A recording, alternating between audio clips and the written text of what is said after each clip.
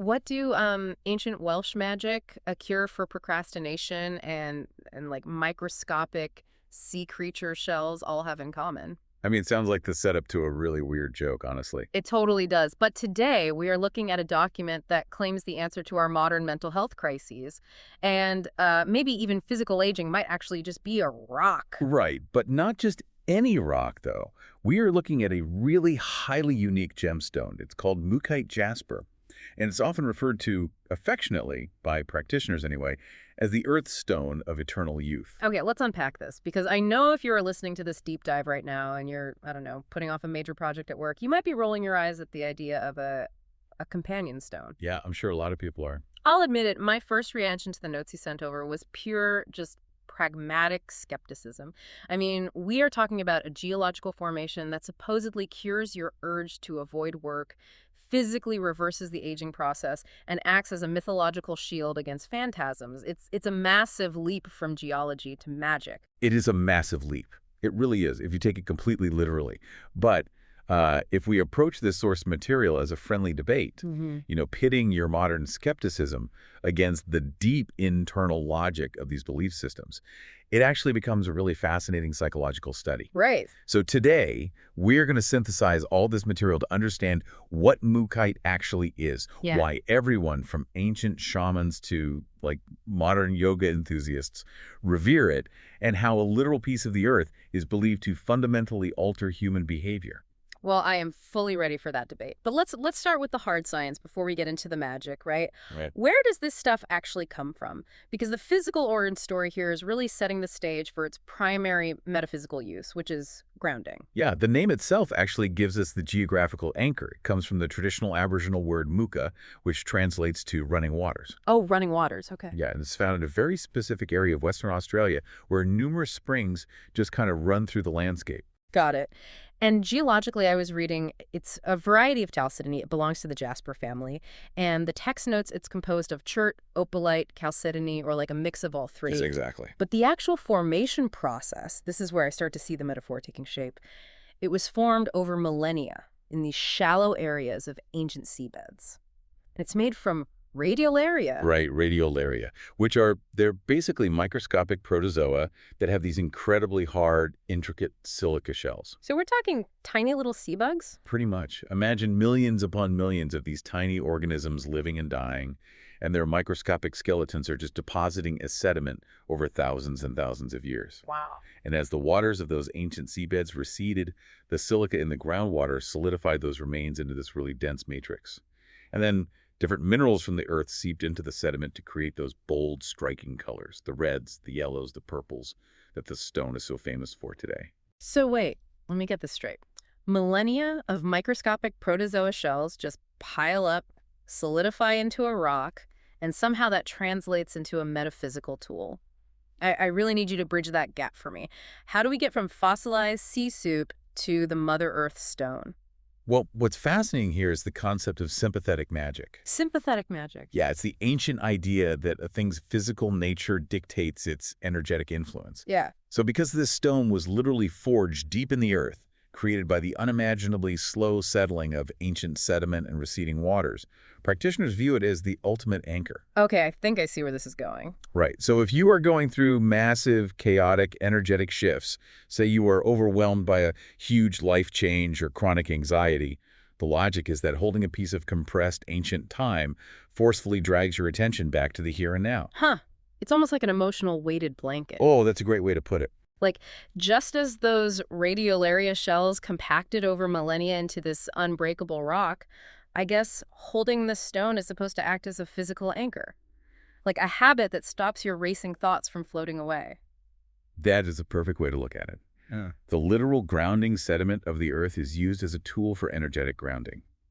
It's meant to settle the mind, heart, and soul back into the earthly realm, mimicking exactly the way those shells settled at the bottom of the spring.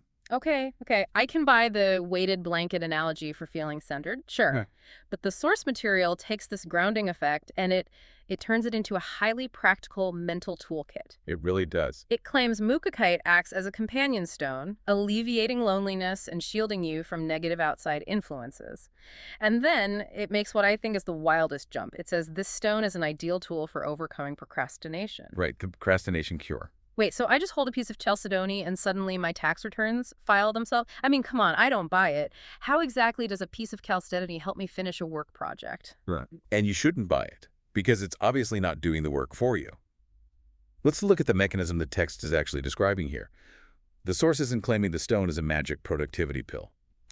It argues that procrastination isn't a time management issue. It's an emotional regulation issue. Right. Yeah, we avoid things because they make us anxious, or we fear failure, or the task just feels too overwhelming. Exactly. The argument here relies on the idea of disruption. We get caught in these anxiety loops, scrolling on our phones, finding busy work, just to avoid the negative emotion of the actual task. God, I know that loop so well. We all do. And the text argues that Mookite creates a mental shield against those distractions. By holding this physical anchor, you interrupt the habit loop. The forced stillness compels you to look inward. So it interrupts the scrolling. Yes, it acts as a mirror, revealing the true emotional reason you are avoiding the task. It basically strips away your excuses. So it's like a forced meditation tool, a shiny rock that makes me sit still until I admit I'm just afraid of looking stupid on a work presentation, rather than actually being, too busy to do it. Precisely. And it pairs that mirror with what the source calls the energy of animal knowing, or instinct. Wait, animal knowing? Yeah. Think about how animals make decisions in the wild. They don't overthink. They don't get paralyzed by conflicting data or what other animals might think of them. Right, they just act on the sensory information they have in the moment. Yes. So when you are paralyzed by a difficult decision, and maybe logic is telling you one thing, but your intuition screams another, the advice is to hold the stone close, to just quiet the human overthinking and get a gut answer. And critically, the text says to follow that gut answer even if external circumstances suggest otherwise. I mean, that's a bold strategy, relying on raw intuition over spreadsheets. It is bold. But the underlying philosophy is that overanalysis creates paralysis, right? And negative experiences. By empowering that raw, intuitive animal knowing, the stone helps you cut through the noise. So it cuts the noise. Right. It forces a choice, bringing a calm, stable frame of mind so you can process the situation, make a call, and release the anxiety of indecision. All right, if we follow the logic, the stone anchors you. That physical anchoring interrupts the procrastination and anxiety loops, which clears your mind and lets you rely on instinct. No. But then the source material takes a sharp left turn into the physical body. Oh, definitely does. It explicitly calls Mookaite a stone of youthfulness. It claims it can literally reverse the effects of aging. Oh, and it goes even further than just wrinkles. The list of physical healing claims is incredibly specific and comprehensive. Oh yeah, I saw that list. It's touted as restorative for the tissue deterioration of internal organs. It's used to treat glandular or stomach disorders, hernias, cystitis, high blood sugar. Oh, on hernias? Yep, hernias, water retention, and kidney and bladder issues. Plus, its high mineral content is said to support proper fluid intake and balance the body's minerals. See, this is where my pragmatism flares up again. It's one thing to say a stone helps me meditate and face my fears. It's an entirely different universe to say holding a rock cures a hernia or lowers blood sugar. How are they making that leap? Well, if we connect this to the bigger picture, we have to look at how these traditions view the mind-body connection. The source material talks about Mookite embracing the power of an ageless spirit. The mechanism they're describing is essentially psychosomatic. Meaning the mind literally dictates the physical state of the body. Yes. The text argues that our beliefs about aging and degeneration, like our societal acceptance that our bodies must inevitably deteriorate, actually speed up that very process. Oh, I see. Yeah. So Mookite supposedly brings those limiting beliefs to the conscious mind and imparts the knowledge that change is possible by raising the vibration of your thoughts. Okay, here's where it gets really interesting. Let me try to translate that into a modern framework. I'm imagining the human body like a computer system. Okay, I like that. The stone is supposedly initiating a software update for your internal beliefs. The software, right. And by removing the malware of stress, anxiety, and the expectation of aging, that update physically slows the degeneration of your hardware. Because, I mean, we know scientifically that chronic stress, cortisol, and anxiety physically age our cells and cause inflammation. That is the exact bridge we need to build. The text doesn't describe Mookite as a standalone pharmaceutical drug.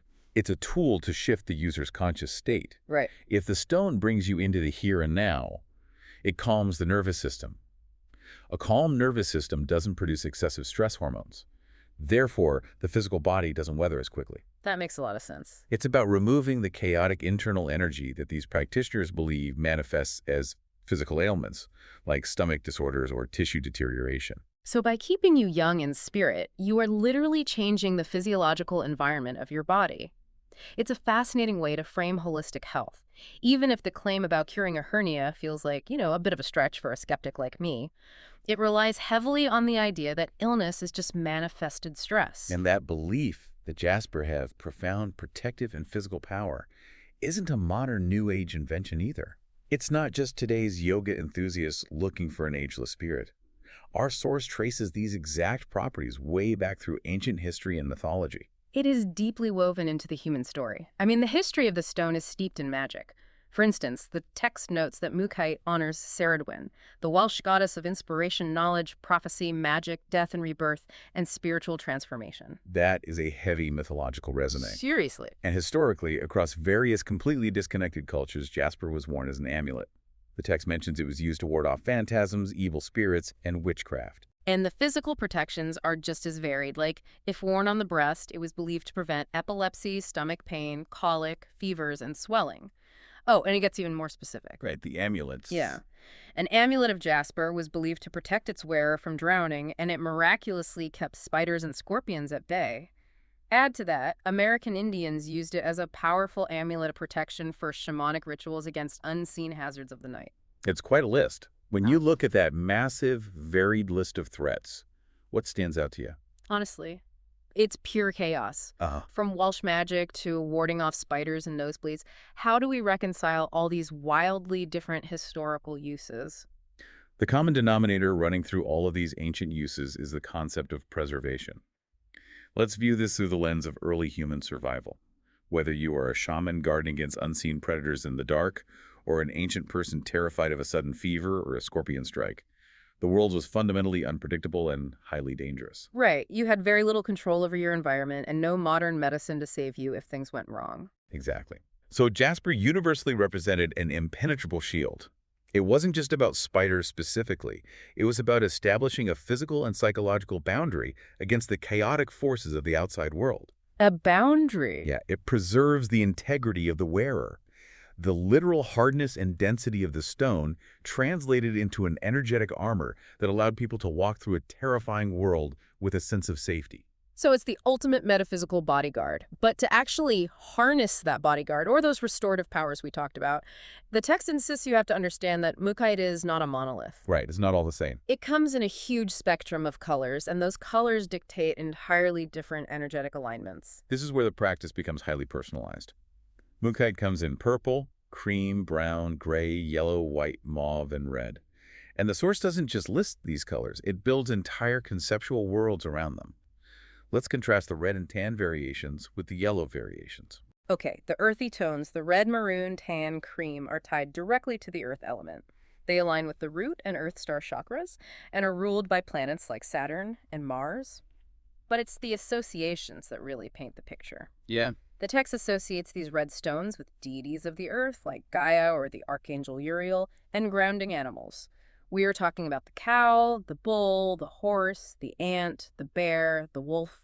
Notice the theme there. You don't need to memorize the pantheon of gods or the list of herbs like ashwagandha and dandelion to get the point. Culturally, across the globe, these symbols mean heavy, unmovable endurance. Endurance, right. If you are holding a deep red stone, you are trying to channel the energy of a bear surviving a harsh winter. It's about stamina and rootedness. But then you look at the yellow Mookite, and the vibe completely shifts. It's tied to the fire element. It aligns with the solar plexus chakra, which is the center of personal power and action, and it's ruled by the sun and Mars. And look at the animals for yellow. Right. The animals shift from the sturdy bear to the dragon, the scorpion, the snake, the phoenix. It's a total shift from endurance to transformation. Mm. Dragons and phoenixes are dynamic, fiery creatures of massive change. The deities reflect this too. Gods of fire and light like Helios, Prometheus, Vulcan. Even the herbs associated with the Yellowstone become lemongrass, fennel, chamomile, and goldenrod. Bright, sharp, activating energies. Wow, that is an incredible contrast. The earthy reds give you a cow, and the yellows give you a dragon. But I have to play the skeptic again here. Are we just matching colors to our moods? Does a yellow rock actually hold the energy of a phoenix, or is this just an ancient categorization system for human psychology? I think that's the real genius of the system, whether you believe in the literal magic or not. It's an active visualization toolkit. This raises an important question for you, the listener. What energy do you currently need? Right. If I'm just trying to survive a brutal month at work without burning out, I don't want to change everything. I need the redstone. I need the patchouli-scented stability of the earth to just put my head down and work. But what if your life is stagnant? If you need to burn your current habits to the ground and start fresh, you don't need endurance. Endurance will just keep you stuck. Ooh, that's a good point. You need the cinnamon-scented fire of the yellow Mookite. You need the energy of the phoenix. The stone forces you to diagnose your own life, pick a specific energetic frequency, and focus on it. It provides emotional growth by giving you a tangible object to project your intentions onto. Okay, let's take a step back and look at the incredible journey this source material just took us on. We started with microscopic protozoa floating in an ancient aboriginal spring. We watched their silica shells compress over millennia into this stunning, multicolored jasper. From there, we explored how this piece of the earth is used as a psychological tool, acting as an emotional weighted blanket to silence our excuses and fight procrastination through raw animal instinct. We then debated the physical realm, exploring the psychosomatic logic of how calming the nervous system and rejecting the fear of aging might actually serve as a literal fountain of youth by stopping stress-induced degeneration. And we traced its history as an impenetrable psychological shield against the chaos of the ancient world, from scorpions to evil spirits. And finally, we broke down how the specific color of the stone will live, whether you are channeling the stubborn endurance of the bear or the fiery transformation of the phoenix, acts as a personalized mirror for what you need to change in your life. So what does this all mean? How do you take all of this incredibly dense, ancient information and actually apply it to your Tuesday afternoon? I think there is a profound takeaway here, regardless of where you fall in the debate on crystal healing. The source material insists over and over again that embracing the here and now is the ultimate key to unlocking an ageless spirit. Yeah. It posits that fear, distraction, and a lack of grounding are what actually deteriorate us both mentally and physically. So I want to leave you with this thought to mull over. Even if you view Mookite purely as a beautiful piece of geology, a fascinating artifact of ancient sediment, what if the simple daily act of grounding yourself in the present moment is the actual secret? What if finding a way to anchor yourself, whether with a stone, a walk outside, or just a deep breath, is the real magic that quiets the mental noise that ages us all? That is a phenomenal question to end on. A huge thank you to you, our listener, for joining us on this deep dive. We love digging into these complex documents and finding the psychological truths hidden inside the magic. It's been a pleasure unpacking this one with you. Until next time, stay curious. Stay grounded and see you on the next deep dive.